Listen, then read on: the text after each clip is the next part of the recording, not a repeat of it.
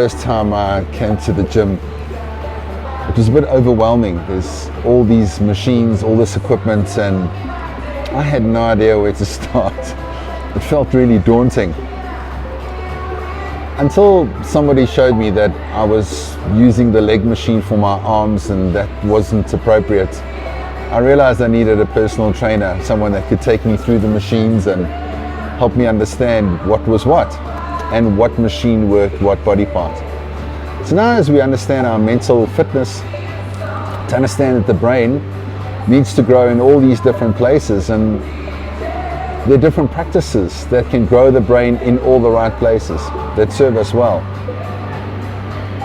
So it's important to hire a mental coach, just as it is a personal trainer, to help you go through these things. This exercise builds that, and so on and so on. So yesterday's homework, we explored keeping the mind in one place, and it was really, really tough, wasn't it? Because the mind keeps moving, and we realized that we don't have too much control over our minds, and that's okay. That's what the mind does. We shouldn't really feel too disappointed. But the question is, how does this relate to our mental health, to try and keep the mind focused? I mean, what's the big deal? Like, no one gets that anyway, so why should we even try? Well, it comes back to what we call the mechanics of mindfulness. So the mechanics of mindfulness is really the mind wanders, it moves into the future or it moves into the past, and then you gently encourage the mind to come back to the present moment, as if it were a little puppy dog that you were trying to say, come back puppy, we don't hurt the puppy dog. And the more we do this, the more we're able to build that mental muscle. The mind wanders, and we gently say, come back, and then it goes off again, and we say, please come back, and we do this again and again and again. And the more we do this, the more we're able to focus, the more we're able to stay on that one thing. And you know, when you're reading a book, and maybe the book is boring, and your mind keeps wandering, and then you've got to keep starting again at the beginning of that page again and again, because it's just not sinking in.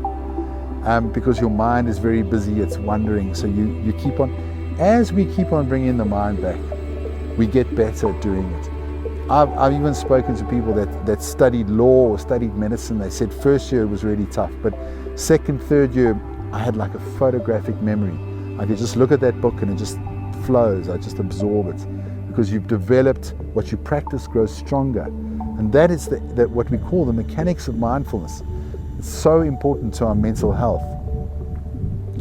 And we know with rumination, we start to think about things. It's that washing machine mind where you're just thinking over and over again of the same thing again and again, and you think, oh, I wish I could stop thinking about this.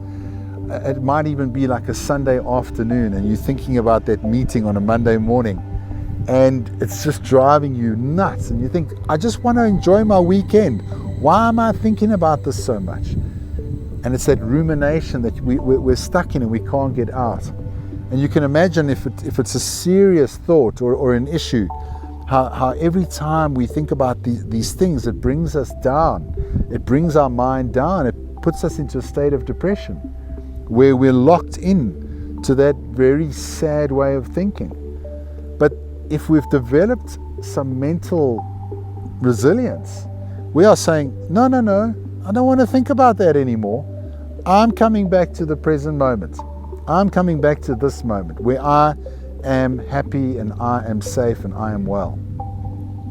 And that is how it relates to mental health. What we practice grows stronger. If you're going to ruminate and we're going to be distracted and multitask, then that's what you're going to have to deal with. What we think about grows stronger. And it's like, what are we thinking about? How can we deal with our thoughts in a constructive way?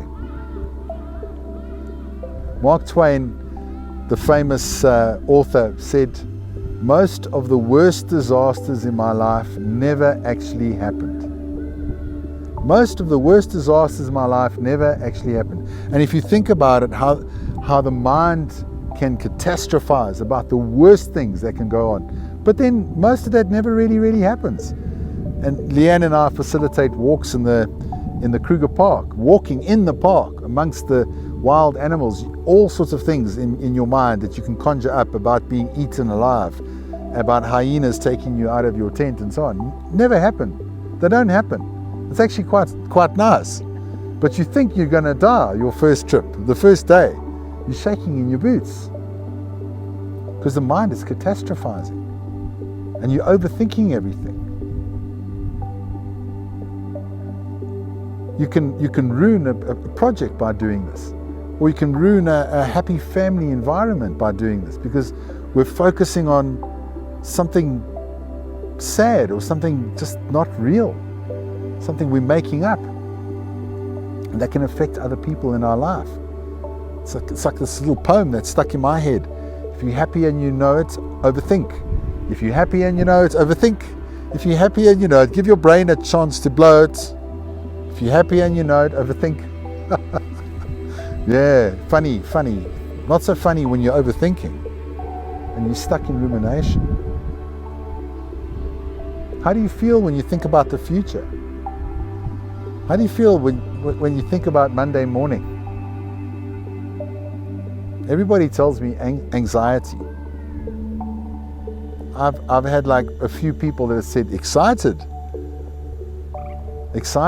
looking forward to. And then I said, oh, you must be going on leave. And they're like, yeah. I don't know, maybe you feel excited and optimistic about the future. But as a human race, we're not. Most of us are worried, anxious about the future. And how do we feel when we think about the past? Most of us feel some regret or some longing. Wow, life was so good before the pandemic, you know. No one really says to me, oh, amazing, grateful. I get that, one or two people, but we don't generally default to that. We generally default to anxiety, regret, and longing. Why? Well, it's because of our ancient neural wiring. If you think about Monday morning, it's an uncertain landscape. You're not sure how that meeting's going to go. You're not sure who's going to push your buttons, and you're going to go into a fight, flight, or freeze mode. You're not sure if someone's going to wreck your whole week or if work's going to be miserable. So you have that thing in your mind that it could be. But we never have that thing in our mind that work could just be brilliant. It might be the best week I ever have. And it's because of our ancient ancestors. We're in the cradle of humankind, exploring the ancient path of Littlefoot and this place, and these great findings that happened in this area, the birth of humanity, they say. But these people, these beings, were very anxious. They were up against saber-toothed cats and all sorts of things that would eat them. They had to be cautious. They weren't optimistic. It was a very wild and rough landscape, and that's how it's been.